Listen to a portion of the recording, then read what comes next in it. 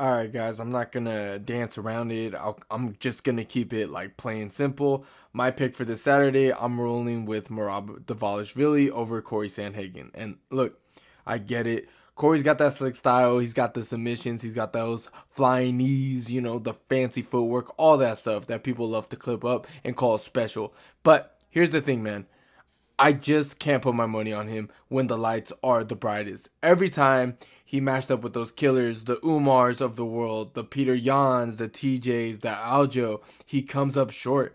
And it's not that he's bad. Cory's good everywhere. He's smooth, he's technical, but my biggest gripe with him is that he just doesn't pull the trigger. He's like that guy at an open mic night who's got all the material written down, but when it's time to grab the mic, he just doesn't go all in. That's the point I'm making. He looks the part, he moves like he should be the guy, but when it's time to beat the guy, it never happens. And against a dog like Merab, I'm just not betting Cory finally to flip the switch all of a sudden. It's just that he's a nightmare because he just doesn't fight you. He forces you into a fight you don't want to be in. That's his whole cheat code. He doesn't give you the space Cory needs to look slick. He doesn't give you the rhythm to set up all those cool entries. He just crashes forwards, shoots, clinch, resets, and does it all over again until you break. And that's Cory's bug right there. He's not bad at defending takedowns. He's solid, but it's not about defending one or two. It's about defending 10, 15, 20.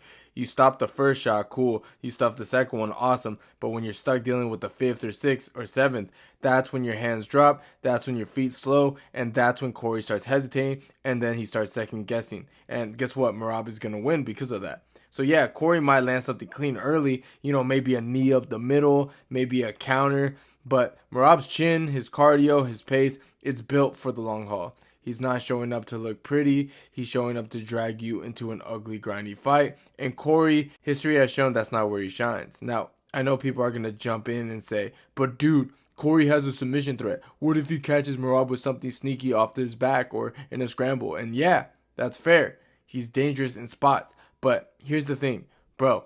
Merab doesn't have to respect it like that. All he has to do is run the exact script Anthony Hernandez did against Roman Dolidze. Remember that fight? Dolidze had the sub, he had the power, but Hernandez just didn't care. He just kept shooting, kept pressing, made him work nonstop until he eventually broke him. He didn't freeze, he didn't overthink, he just bullied him. And that's exactly what I think Merab is going to do in this fight. Cory might throw up some looks early, maybe threaten a choke or two, but Merab's whole identity is to keep pushing through those spots. He'll burn right past the danger, make Cory work twice as hard to defend, and by the later rounds, Cory's arms and his legs are heavy. His timing's going to be off, and he's going to be reacting instead of creating. That's just the blueprint right there. Pressure, pace, and no respect for what if he shows me fear. Just drown him in work. And look, another thing with Cory, he can be really stationary sometimes. Like, he'll set up all these looking cool flying knees and spinning stuff, but then it's like, bro, where's the follow-up? It's like the controller died mid-fight. He said all the right things going into the Umar fight. I'm gonna do this, I'm gonna do that. But when the cage door closed, he just doesn't pull the trigger the way you expect. And that's the frustrating part for me. I have a higher expectation for Cory. He's got the tools, he's got the talent, but when it's time to start letting his hands go, he freezes up. Big moments come, and instead of snatching them, he kind of let them pass. And that's why I can't pick him in a matchup like this. On top of that, he's not the cleaner boxer. Umar was lining him up in the inside. That wasn't just because Cory froze, it's because Umar's a damn good boxer. He's fast, he's sharp, he has crisp hands. And here's the scary part. Merab's boxing is getting better too. We just watched him outstrike Sean on the feet. Like, that's not some fluke. Merab's developing.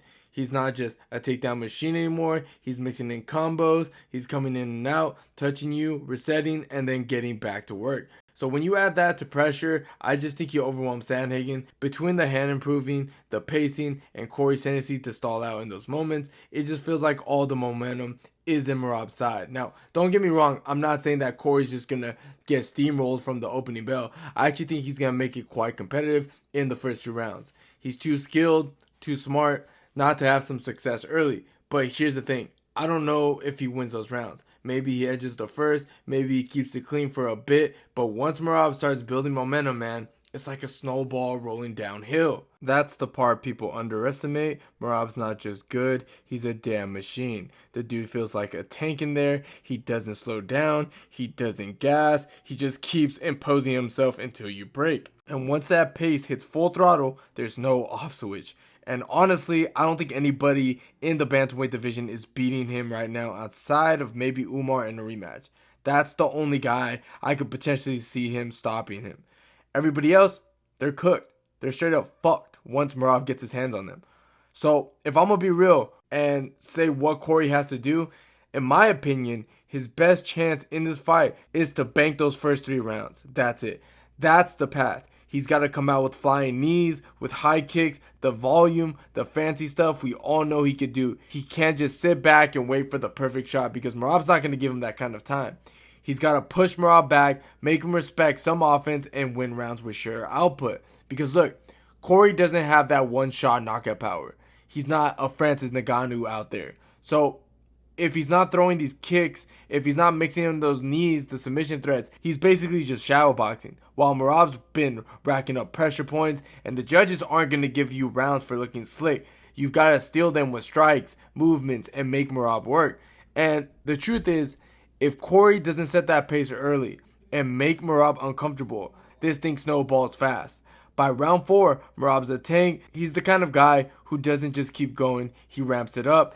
And that's the nightmare for Cory, because once you're reacting instead of creating against Merab, you're done. So yeah, Cory's blueprint is simple. Win the first 3 rounds, win the volume and creativity. Keep Merab honest, and hope you have enough to bank to the scorecards till your way. But if he doesn't do that, if he hesitates, if he waits, if he plays it too safe, I'm just being honest here. Bro, he's getting cooked.